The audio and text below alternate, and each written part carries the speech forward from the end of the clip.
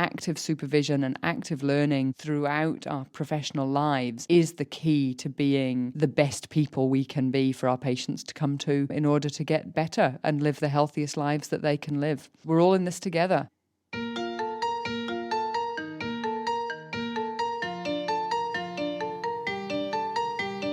From the Royal Australasian College of Physicians, welcome to Pomegranate, a podcast for continuing professional development.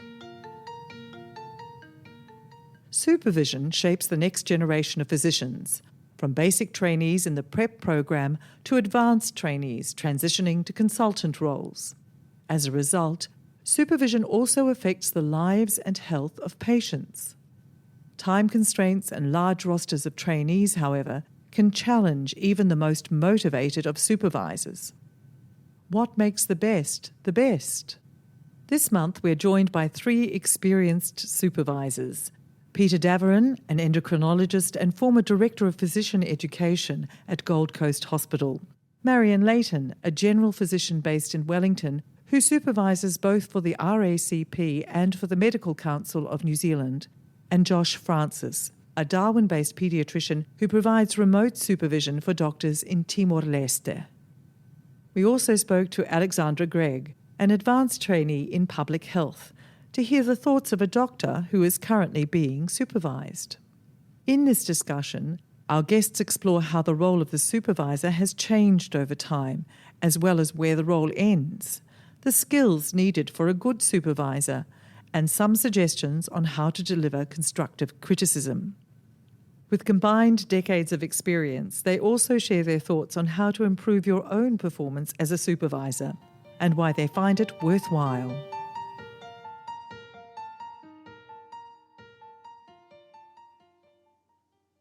So my name's Marion Leighton and I'm a general physician working at Wellington Regional Hospital in New Zealand, and I'm Deputy Chair of the New Zealand CPD Committee for the college. We've changed from just an apprenticeship model where people come to work and hopefully muddle through and come out the other side to understanding a lot more about how supervision works, especially in a skills-based sort of leadership model that we have in medicine. And as a profession, we're starting to apply the evidence and develop the skills we need. And this is being led, I suppose, by our regulatory bodies, the medical councils, and by the public who want us to be seen to be doing supervision. And the trainees want a more structured and validated learning environment. And as a college, our response, I think, is very positive to train supervisors in both knowledge and in practice, and to expect consultants to learn and develop those skills.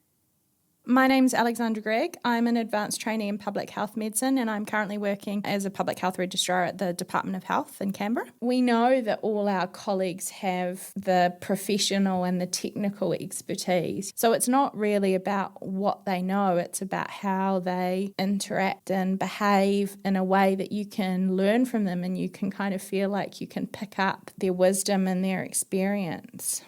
They know a little bit about me and my background and where I'm from, and they share a little bit about them and their life outside of medicine. And it means that you have much more than just what you need to do to get through training. You actually have that relationship where you feel like there's somebody who cares about your progress and sees you as a future colleague. And to me, that's the most valuable thing. You know, I have supervisors who I know I'll have ongoing professional relationships with.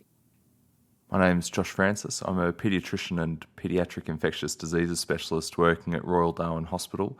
And so I supervise general paediatric trainees who rotate through, and I may be their direct supervisor in some situations, even just for a week or two before they move on. But then I also have an advanced trainee doing paediatric infectious diseases for a period of 12 months. And I actually find that incredibly rewarding, and it does mean that the role extends beyond the sort of direct involvement in clinical care to being a much closer relationship where we're working very closely together. My role in giving input into his development and training isn't limited to the patients that he's dealing with at the time, but also towards planning ahead, both in terms of getting through the 12 months and what that will entail and what the objectives will be for that training period, but also looking beyond that and trying to invest in a way that will continue to have an impact as he plans the rest of his training and his future work as a consultant as well. My name's Peter Davoren. I'm the Director of Diabetes and Endocrinology at the Gold Coast University Hospital, and I'm also an Associate Professor at Griffith University School of Medicine. Certainly in the terms of where the responsibility of the supervisor extends to, the first issue is the complexity of being a representative of the employer as well as being a supervisor for education. And for many supervisors, the two are very closely linked and not always indistinguishable. And so some of the times dealing with the trainee who's underperforming falls within the workplace issues as much as it does within training. Trainees have often moved cities recently. This might be the first time they're in a new place. They've got no close friends nearby. And so it's hard for them to be able to find other people to talk to about both difficult work issues and personal issues. So I think the supervisor is an important first point of contact to help them out. Where our responsibility to the trainee ends is a mutually negotiated process. For some trainees may not want to share personal details and things with us. On the other hand, if issues in their personal life are impacting on the job, then it's really important that we do ask those questions and say, why is it, it looks like you're not looking too good today, or I've been worried about you for a few weeks now. Is there anything else going on in your life that you're struggling with? And it can be everything from just getting completely worn out revising for the exam to, trainees who are ill, trainees who've got family problems. And it's often good to ask them, do you want to talk to me about it, or would you like to find someone else? Who do you have that you can talk to? If I was to give one example of a truly great supervisor, it was a wonderful paediatrician in Queensland, Dr Michael O'Callaghan. And I clearly remember preparing for the RACP exam, and it's very easy in that context to become completely focused on thinking about what it is that you need to do to get the marks, to get through, to never have to do this terrible exam ever again. I know that he was interested in me as a person, and I know that he cared about whether or not we would get through the exam, and I know he wanted to give us feedback that would help us, but he would start asking questions, probing questions about this child that I had seen with their parents, about where things were up to for them and how they were experiencing what they were going through and what difference could be made in their management that would have an impact on their life. And that, even in the context of preparation for a high-stakes exam, to me was a really wonderful investment that he had in me and in my development in terms of understanding that wherever you're up to in your career, this is a vocation that sees us investing in the lives of our patients and their families. And that has to be primary, that has to be key. And it's something that I thank him for. And again, I really hope is something that comes through in the way that I work and certainly in the way that I supervise my trainees as well.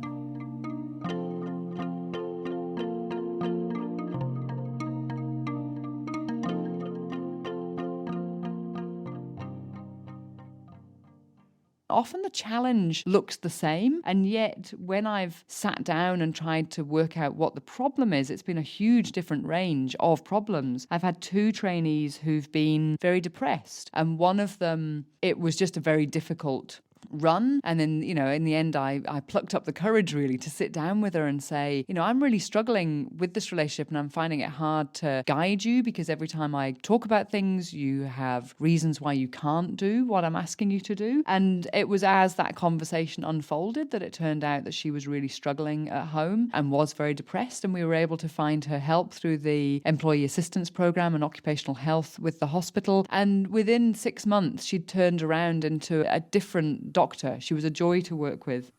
When it comes to the other side of things, people who are struggling because of external factors, then I suppose the important thing there is to firstly recognise that they occur, secondly recognise how much and what impact it's having on the trainee and their performance, and if it's going to a point where it makes the care of patients dangerous, you have to deal with that. If it's a temporary thing for which the trainee will get over, it's reasonable to accept that if their work performance is adequate. But for some people, it often comes down to suggesting that they seek the right assistance to sort that out, because obviously the supervisor is not going to be able to sort out people's marital problems or their substance abuse problems necessarily quite easily. And in reality, having an independent third person interacting with the trainee is probably a very good idea anyway. I mean, certainly it's not necessarily within our remit or even our ability ability to deal with a lot of those problems which are common to any person in any walk of life and not particular to their training as a physician.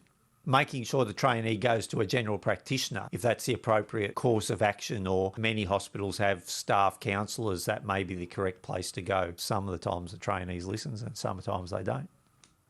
If I don't deal with an issue within a week, I let it pass. I might collect it up I'll pay more attention to what that trainee is doing and make sure I pick up on the next problem. But I don't think it's really fair on trainees nor appropriate to meet them at the end of 6 months and sit down and say, well, actually, that was all a bit rubbish, but not have allowed them the opportunity to improve and change things as they went along. The other thing I do as a supervisor is have my ear to the ground in terms of the gossip, particularly amongst the junior doctors, because some things I don't think we're ever going to be told. I think being curious about our trainees and curious about our working environment is what keeps it both interesting and enables us to be proactive and nip problems in the bud. Working with a trainee or a medical student who is underperforming is without a doubt the hardest part of being a supervisor, I think. And it can be very tempting, I think, to let it ride and leave it as someone else's problem. But we're all very much aware that that isn't a good solution. It's certainly not a good solution for the patients. It's not a good outcome even for the trainees, who actually genuinely benefit from having the extra effort applied in terms of addressing the issues that are there. So I won't pretend it's something that I find easy, but I do think that it's a really important part of being a supervisor. It's one of the things that you sign up to, and it takes a little bit of courage and patience at times, but it's crucial. Over the years, I've seen a number of trainees who have been lacking in some form of skills that they required for their work, and there were various reasons for that. Those same people often have other skills and qualities that make them good trainees, but that's only in one particular area that they're letting themselves down. And so I suppose being able to point out that in these areas you're performing quite well, but you need to improve is helpful. And having concrete examples of that is always helpful. I think having the same message coming from more than one consultant is often a helpful factor as well, so that it's not coming from just a single reference point. Oftentimes we do it individually, but for specifics of telling trainees that they're needing to improve, that would be something that we would do with more than one person with the trainee, so that they are getting the message from more than one person. One of the experiences I've had is that people are differently skilled in providing constructive criticism. There are some people who, in my experience, have been able to do that really well and to say, look, this is what you did and I don't think it worked for these reasons, and this is a way that I think next time you could approach it differently, and that would maybe help to overcome some of the challenges you had. You know, that compares to sometimes people who might be able to say, well, you know, I didn't like this, you did it this way, or I didn't think that was the right way to do, but who don't offer you any tool or any approach that you could do it differently or better. So to me, that's a real skill, and if you can learn to do that and to offer people criticism that's constructive and that gives them a different approach or something to test out the next time, or something to try to do it differently, then that is so much more effective to learn from. The role of the supervisor does change between working in a metropolitan setting compared to working in a rural or remote setting. The different nature of the work really can result in significantly increased expectations for trainees. And so I think that the roles and responsibilities of the supervisors have to be flexible given that. And so if you have a trainee who is going to be relatively autonomous in their decision making because of the limited resources in a rural or remote setting, then the supervisor has to have themselves in a position to provide adequate support, but also adequate rope, if you like, to be able to give the trainee enough rein to be able to make those decisions, to be able to develop in the way that a rural and remote setting can result in. I also supervise doctors who are working in Timor-Leste, and that provides a whole different context to supervision when you're at a complete distance, talking over the phone in a way like I am now for this interview, to not have that direct face-to-face interaction, but to be able to still provide support and advice and sometimes just an ear to listen to the stories for somebody who is working in a very difficult situation with a huge amount of responsibility laid on them.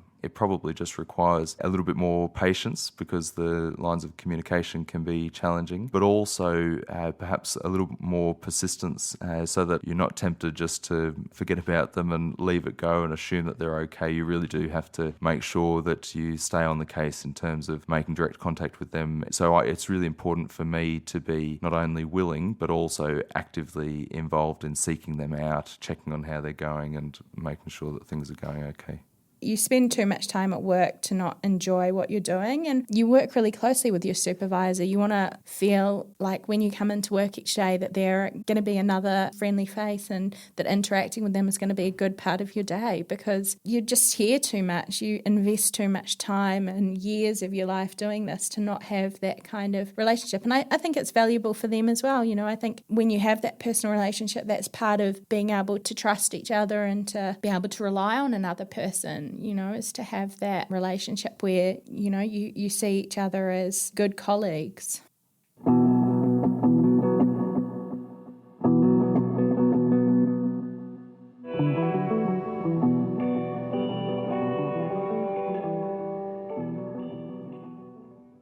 I was talking to my trainee. He was about to go off and do some work, and I asked him what I should say if I was asked if I'm an excellent supervisor, and he threw his head back and laughed. So I didn't really know how to take that one, but it definitely is really important to me to get a sense of how I'm going as a supervisor. And I think in any capacity that we're working in, if we genuinely care about the work we're doing, we want to know how we're going, and getting feedback is a really important part of that. Supervisors should feel comfortable and willing to ask, and to ask in a very frank sort of way, how am I as a supervisor? Are you getting the sort of feedback that you need? Are you getting the support that you need? Are there ways that I could improve the work that I'm doing? I think that is actually really important, and for me is part of being honest with myself about how I'm going, is being willing to hear what others will say as well. Some trainees are happy to give positive feedback when they're moving on to a new job or a new position, and that's always welcome. You sometimes get positive feedback by second and third hand routes, and probably for most of the time the negative feedback of trainees doesn't come directly, and maybe as supervisors who need to get some negative feedback, that wouldn't hurt as well. If it's practical and helpful and constructive feedback, then it does allow supervisors to see where they might be able to do better, because we could always improve in the work that we do. And certainly in my department, we have a system of anonymous feedback where all the trainees can report on the performance of the consultants, and that seems to be a quite helpful task which we undertake once a year. A more formal way to do it is to get a 360 review from the trainees you've supervised, maybe not at the time you're supervising them because there is that power imbalance at that point, but perhaps a year later. And also feedback from your peers. As I say, that's something we discuss at my peer group as to what do we do and how do we do it and what things have we tried, especially when we're working with someone trying to get them to do a new area of practice. And getting each other's ideas has been really good for working out, I've never do that, maybe I should. The college now has these 3 excellent supervision workshops looking at how to supervise on the ward, how to supervise in the sort of things we've been talking about here in terms of being an educational supervisor, and how to give more difficult feedback and interact with trainees in difficulty. The college is also developing a trainee in difficulty pathway, and that will help to hone, the supervisory skills around that area. And the Medical Council in New Zealand, and I'm sure in Australia as well, also has intern supervisor workshops and programs. My motivation for becoming a supervisor started from the fact that I recognised the benefits I got from the people who taught me when I was a trainee, and it was an expected role of the consultants of the time, although I suspect for myself it's the extra interest it adds to the day-to-day work which makes it most interesting. a large number of the consultants in my hospital now have been advanced trainees of mine at one place or another, and I suspect they add up to quite a number now. So it's pleasing to see that they've all been able to attain employment in a place where they've worked, and certainly for some of them, they came here from somewhere else and decided they would like to stay here. So that's a very pleasing factor. It's really good fun to be involved in postgraduate teaching. It's quite different to teaching medical students. You're honing in on the areas that both of you want to learn more about and areas that people are willing to learn about and willing to try out new things and be creative. You also stay really up to date. Junior doctors will often ask you the challenging questions. Why exactly are you doing this? So that makes us reflect and allows us to improve as a team. I think it's really good practice for the house surgeons and the more junior RMOs to see us nutting out a really tricky problem around a patient and see that things aren't always certain. I think that's very good role modelling. It also develops the profession. Supervision ensures that the next generation are hopefully even better than those of us currently in the role.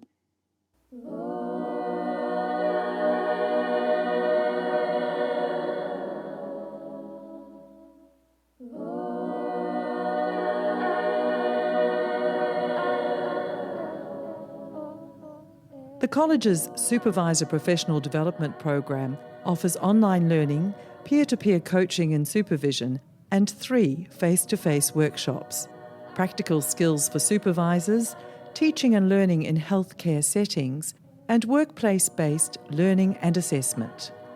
The Pomegranate website, racp.edu.au/pomcast, has links to the program and related topics, including the college's pathway to help supervisors support trainees in difficulty. Many thanks to Peter Davoren, Josh Francis, Marion Leighton and Alexandra Greig for appearing on this program. The views expressed are their own and may not represent those of the Royal Australasian College of Physicians. Pomegranate comes to you from the college's Learning Support Unit. The program is presented by Camille Merchep, and this episode was produced by Alistair Wilson, with editing assistance from Anne Fredrickson. You can explore past programs on our website, in iTunes, or wherever podcasts are distributed. On the next episode of Pomegranate, we'll be discussing adult and childhood obesity. What should clinicians be thinking about in 2016? We hope you can join us.